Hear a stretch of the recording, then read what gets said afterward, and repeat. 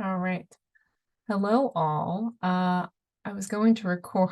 I changed my recording. If you'll notice, I also changed the name of our PowerPoint to reflect this course, Influences on Child Development, Trauma-Informed Perspectives. That's what we'll start talking about today. Of course, we have a lot of other things to talk about. Course updates, check out Blackboard. I need you to complete the verification of enrollment, which is really any of the activities due, but I put the discussion board activity for this week.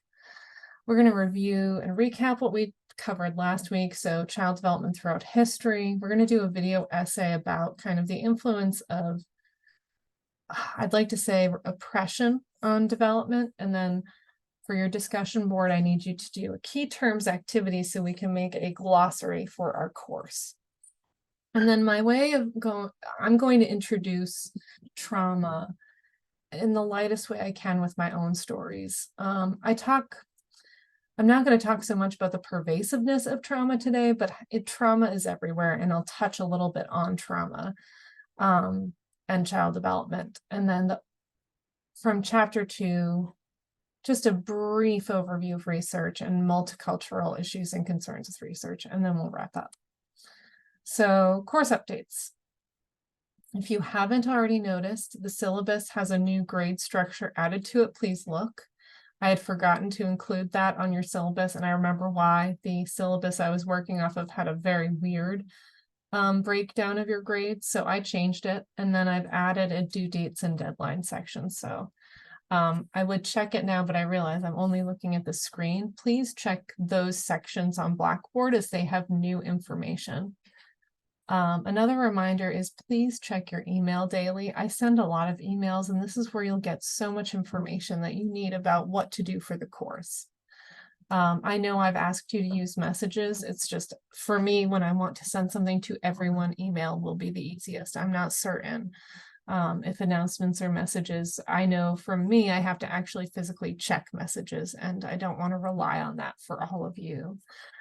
And then your verification of enrollment for me is due this week, which means you need to turn in one of the required assignments below for me to keep you in this course. So that's either a chapter quiz, the 2-minute essay, which is part of today's lecture, the discussion board, and then your weekly exit ticket. Okay, let's do our review and recap. Again, I'm going to try and move quick because I feel like my PowerPoints have been too long. So this is just going to be some visuals to help you remember what we've talked about, historical views on development. So remember, until the Middle Ages, babies were babies until they were 7, and then they were mini adults. Infanticide. People didn't take care of infants. In the Renaissance period, babies or childhood was seen as distinctly different from adulthood. But the big difference here is that babies were born innately evil, and we had to beat the devil out of them to make sure they weren't being pulled towards this evil side. This is also when religious practice was heavily influencing schools, and that was a big part of education. And then lastly, more recently, US and Europe in the 18 and 1900s, we knew the importance of socialization, or that socialization was important. We know that now to be extremely important for many different reasons.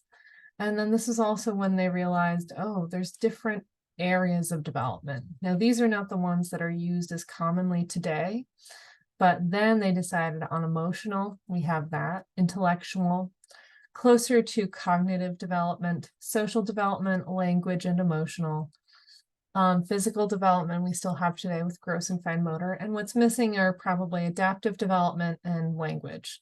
But language falls within social and emotional and cognitive or intellectual development as well. But this was a unique time because it's clear that these same domains or categories have stayed almost the same for centuries. So that's a brief review of what we covered last week.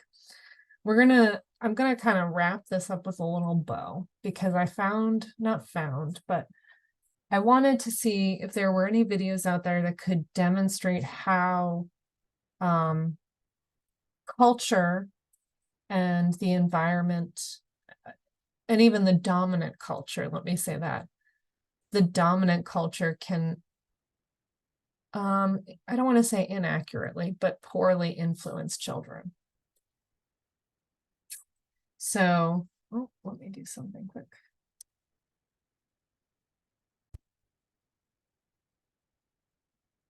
I'm going to play this clip, and after it, I'm going to ask you to do a 2-minute essay, but you'll see once we get to that slide.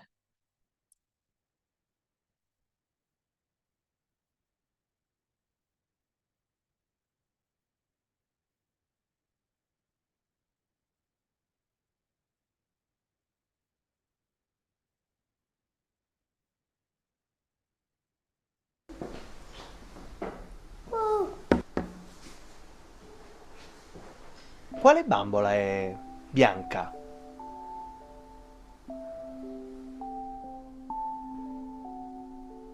Quale bambola è nera?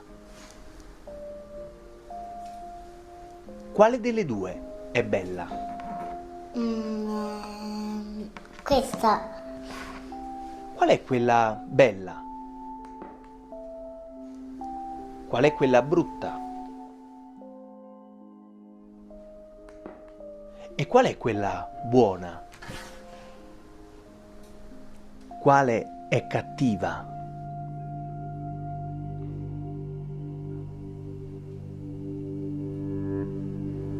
Qual è buona?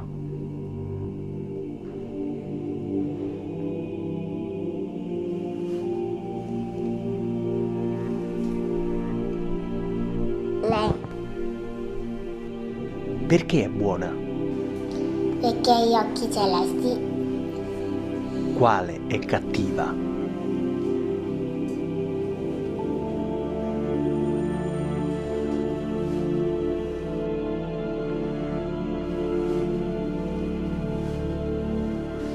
Perché è cattiva? Perché è tutto nero. E qual è la bambola che ti somiglia di più?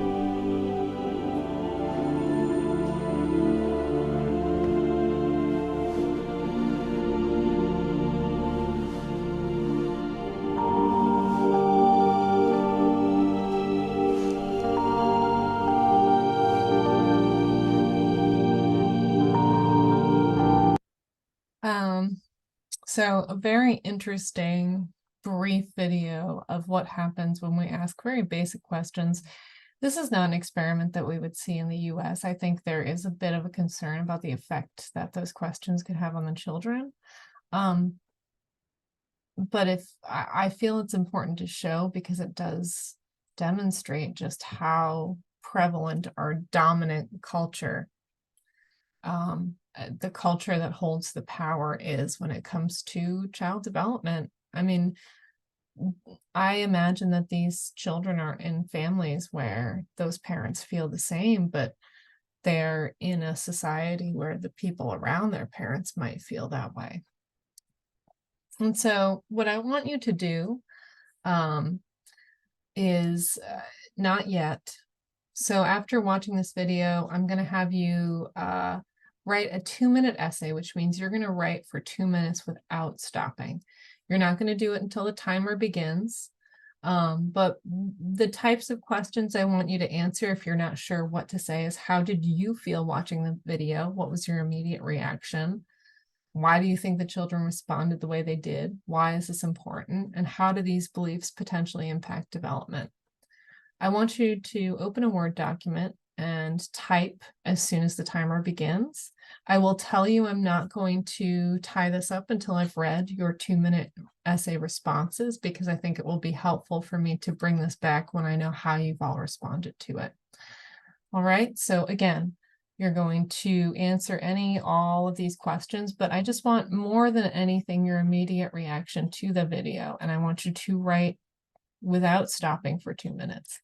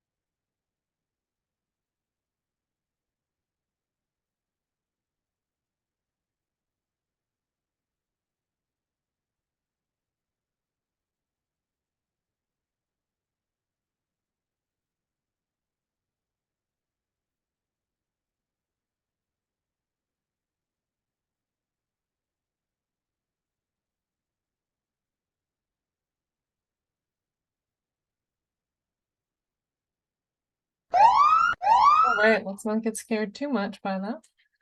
All right, let's go to the next piece. All right. Back. So, sure. Vocabulary volcano, that's just my fun way of saying we have had a lot of words that we've talked about so far in this course, and I want to make sure we keep track of them all. So I've got a list of words here that are from chapters 1 and 2. What I'm going to have you do is I want you to review and define the list of words found on the discussion board page, so it's there as well. These words are all in your textbook. So use your textbook. Once you're done, I want you to review the discussion board responses that are there, and then you're going to choose at least 2 terms to rewrite in your own words. I believe the discussion board is set up so that you can see posts before you post. If not, please let me know. But I don't want you to choose the same term a peer has already defined or chosen, because we're trying to create a glossary. We don't typically have repeats in a glossary of terms. When you're done, post your definitions to the discussion board, and we're creating our own glossary so we can help understand these terms in our own way. Okay, so that's your discussion board. And so for this week, I'm going to do a quick, I'm going to start talking about trauma through my own experience. So I will, before I say, preface this with the fact that I've had a lot of privilege in my life, but that does not mean I have not, that I have been so fortunate to never experience trauma. And what you'll learn is this is actually true of so many. So we'll talk about little Leslie. That's me, and that's me and my brother when we're, what a question. I must have been 2 or 3, right? In New Hampshire in our old house. That's kind of a symbol of me and my mom. My mom is, I think for many, I hope many have had one parent who is kind of their light and the reason they made it through. That's how I feel. I wish I could say the same about my father. That was not my experience. And I felt a lot like I was the person who felt the brunt of my dad's frustrations. Well, this is not my best animation work, but when I was younger, I felt like I was being told I did the wrong thing a lot. And it was actually true. Here are some of the examples, and I'll help provide the context that you're like, was this really that bad?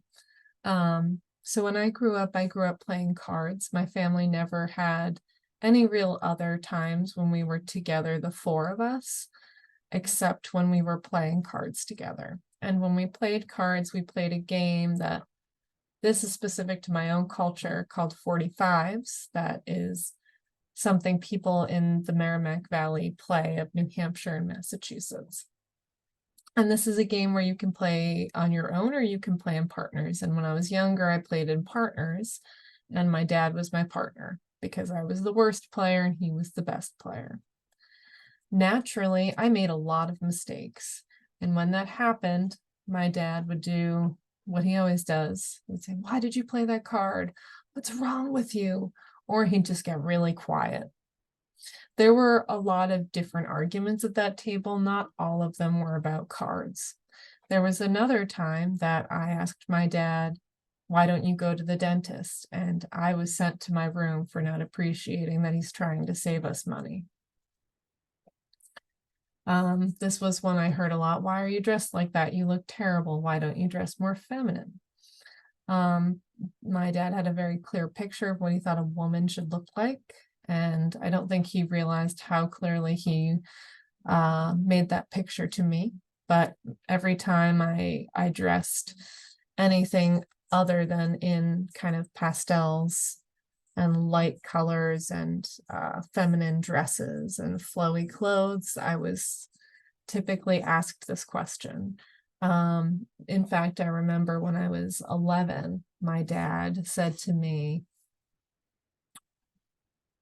wow, what are you wearing? Are you trying to look bad? And I was wearing an outfit that was from American Eagle, which at the time was a very popular clothing store to buy clothes from for people my age. So it was a very confusing critique to get because, you know, when you're in middle school, it's not your parents who should dictate or tell you how to dress. They want to, but if you're trying to fit in, you're not going to dress how your parents want you to. And then I think this is the one I heard a lot is when I was a kid, I was lucky to spend time with you. There were many instances when I was growing up where if I was with my dad, we were not doing something that was child friendly. We would occasionally, as a family, the four of us go golfing. But what frequently happened was my dad hadn't ever formally taught me how to play, and I was younger, so he never paid for me to play. And he would tell me before we left, oh, you'll play a few holes, but what he meant to say was, we're not going to pay for you to play if the ranger or whoever monitors course play is not around, then you can play, which meant I wasn't able to. So I would typically walk because my dad wouldn't buy a cart for 18 holes while I watched my family play golf. These types of things, this type of emotional abuse is actually very common. My dad is a narcissist, and there are so many out there in the world, many of whom are boomers and millennials. And these are the types of issues that they have, is invalidating people's feelings, feeling like they have tunnel vision with what people should look like. And it's confusing. I didn't know who I was for most of my life. And that's been something I've struggled with. And that's something you'll see your students or kids or whoever you're working with struggle with their own identities and being sure of themselves if they grew up in a narcissistic household where they couldn't really express how they wanted to express. And when they had emotions, they were completely invalidated, which is what happened with me. When I started to realize that these family golf outings weren't actually family oriented, that I wasn't actually playing, I started to be upset. I would cry in the car and my dad would yell at me for it. And this is the type of response I would get. You know, and all while I was a little girl. There's more. The deeper stuff is obviously harder to share, and I'm probably not going to do that anytime soon, but I wanted to provide an example of just how pervasive or how common emotional abuse is in young children. It's extremely common. And so, you know, just to give you a definition, trauma is an experience that causes actual or threatened physical or emotional harm. One way I knew that it was trauma for me is that I actually never felt physically safe with my dad, and physically or emotionally safe, because there were other things he did that made me feel that way. And eventually my therapist was like, Leslie, that was trauma. But it's just when it's not physical or sexual abuse, it's very hard to accept that that might have been what happened to you, because, you know, me knowing I had privilege had a hard time thinking, how could I have both privilege and trauma?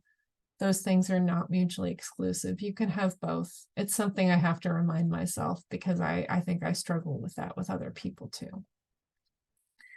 But a big part of this is, why does it matter? So in the last few decades, the adverse childhood experiences were developed, which is like a clinical rating scale that defines trauma in a clinical context and then provides a measurement. So each person has an ACEs score, and that score would let someone know how much trauma a child has endured.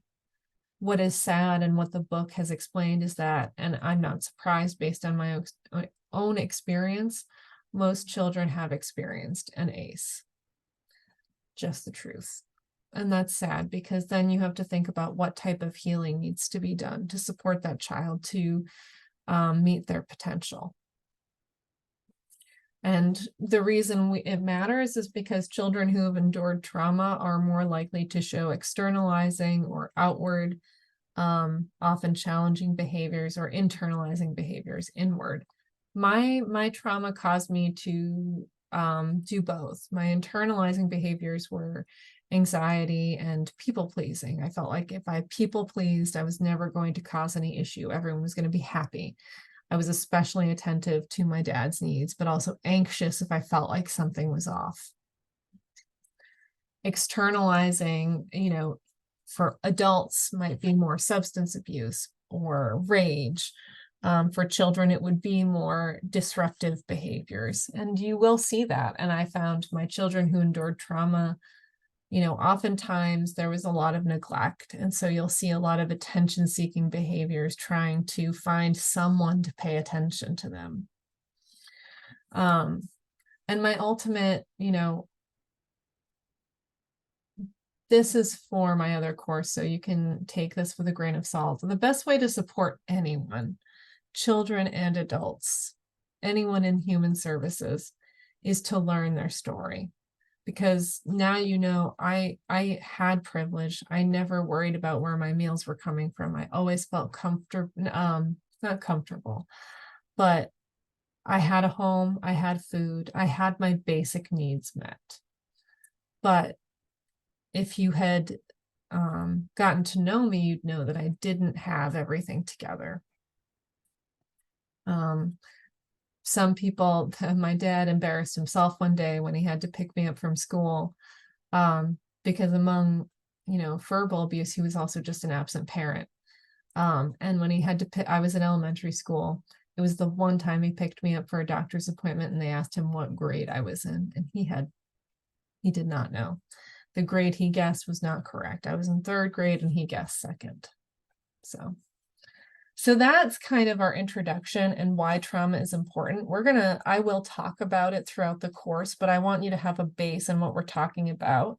If I'm ever referring to ACEs, I'm referring to this clinical measurement of trauma. If I'm ever referring to behaviors, externalizing behaviors, I'm talking about outward behaviors, and internalizing or inward behaviors. All right, so let's do a quick research overview as well. How does culture impact research and experimental design? And this was covered so beautifully in the book, I think. Historically, populations in research in child development, and even to this day, are white upper-class children. Which means, I don't know if you could hear my belly rumble, but that was a rumble. Which means that for the most part, research looking at research results cannot be applied to the whole population. So one of here we see a comment on these unique cultures compared to Western white standards. And what we realize is developmental milestones were based on Western white standards and IQ tests similarly, which also meant we were ignoring not ignoring. It means that we didn't think about how a cultural difference could impact development. We only looked at how white kids developed and saw that as typical, but that's not typical. And the importance is to know that and recognize that there might be cultural traditions or norms that change the progression of the developmental milestones, where a child might still meet their milestones, but they just meet them at different times because of their culture. IQ tests were developed to measure intelligence, but they were developed by white people using white standards and white questions, which meant you might have questions with a context that is completely unfamiliar to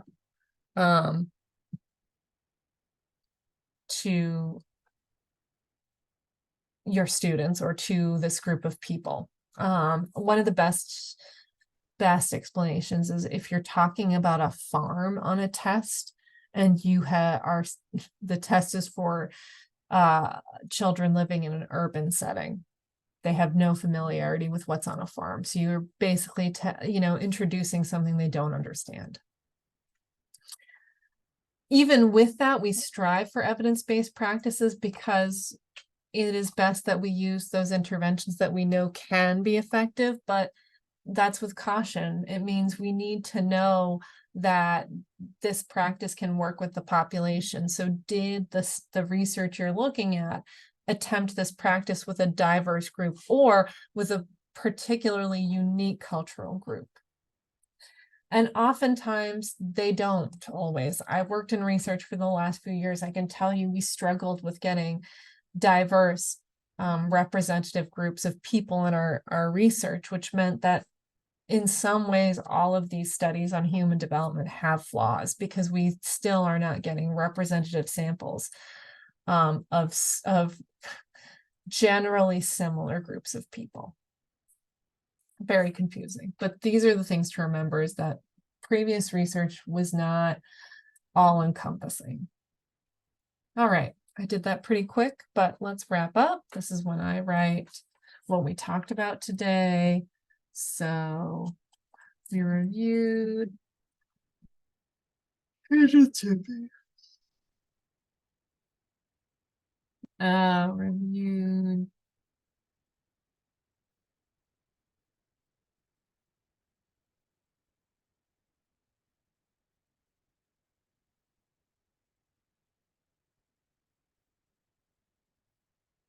child development through history.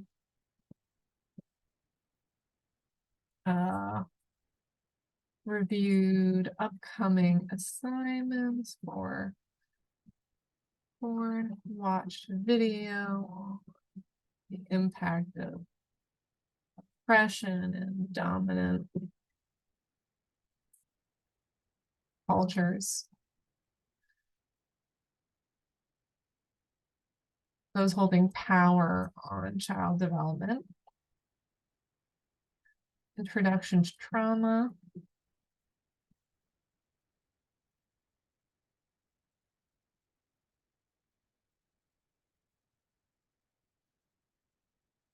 And then trauma terms and important things to remember, like every child. Most children have had days. And then lastly, research in the multicultural world. All right. Well, after that, all there is your exit ticket, and then you're done. That's it for me. Thank you.